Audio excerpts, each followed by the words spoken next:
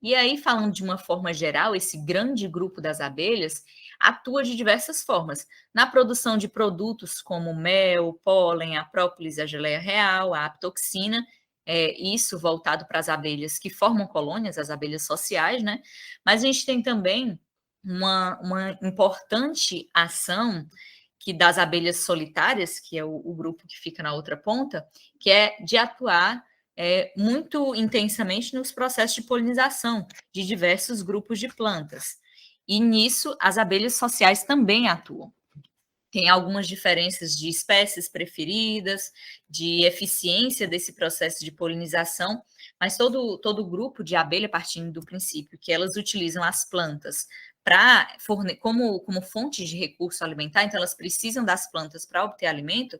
Toda abelha que vai numa planta coletar esses recursos para elas e para as colônias, para aquelas espécies que formam colônias, elas acabam levando o benefício da polinização para aquela espécie de planta visitada, né?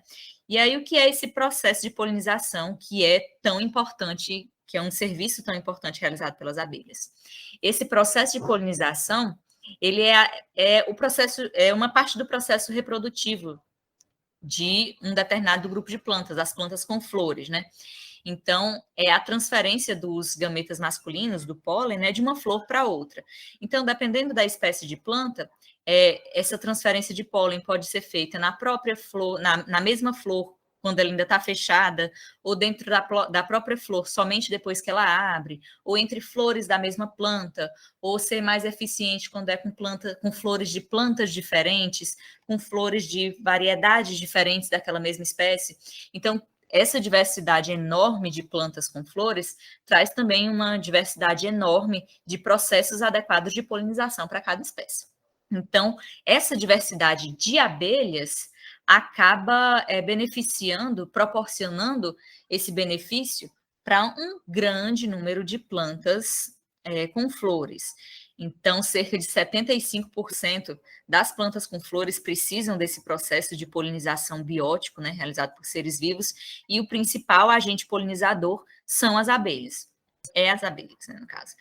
Então, as abelhas atuam nesse processo de polinização que beneficiam aquela espécie vegetal que elas estão visitando, mas é importante a gente entender como esse processo de polinização beneficia, além daquela espécie vegetal, todo o entorno. Então, um processo reprodutivo da planta mais eficiente, ele vai garantir formação de sementes, de frutos, que vão garantir a reprodução da planta, que vão aumentar a cobertura vegetal da área, mas que também vai servir como fonte de alimento para outros insetos, para mamíferos, para aves. Então, todo esse processo de polinização efetivo, otimizado, ele vai ser benéfico não só para a planta, mas para diversos outros grupos de seres vivos da área. Então, essa ação da abelha de ajudar no processo de polinização acaba impactando diversos outros animais, né, diversos outros seres vivos, inclusive o homem, porque esse processo de polinização ele é muito importante na produção de alimentos.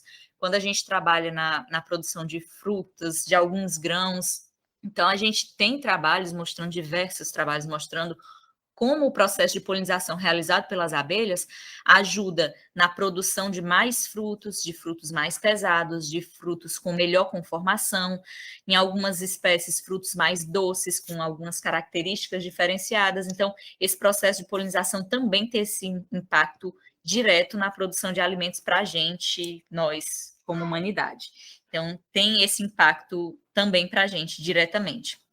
E, além desse processo, desse serviço de polinização que elas nos fornecem, né, na maioria das vezes gratuitamente, elas também produzem, e aí falando agora somente das espécies sociais, né, que formam colônia, elas produzem o mel, produzem o pólen, que são dois alimentos muito importantes. O mel é o alimento energético delas, que elas guardam como uma reserva energética na colônia, para passar por períodos de escassez, seja por conta de temperaturas extremas e pouca florada, como a gente encontra na Caatinga, seja por invernos rigorosos, como a gente encontra em zonas temperadas.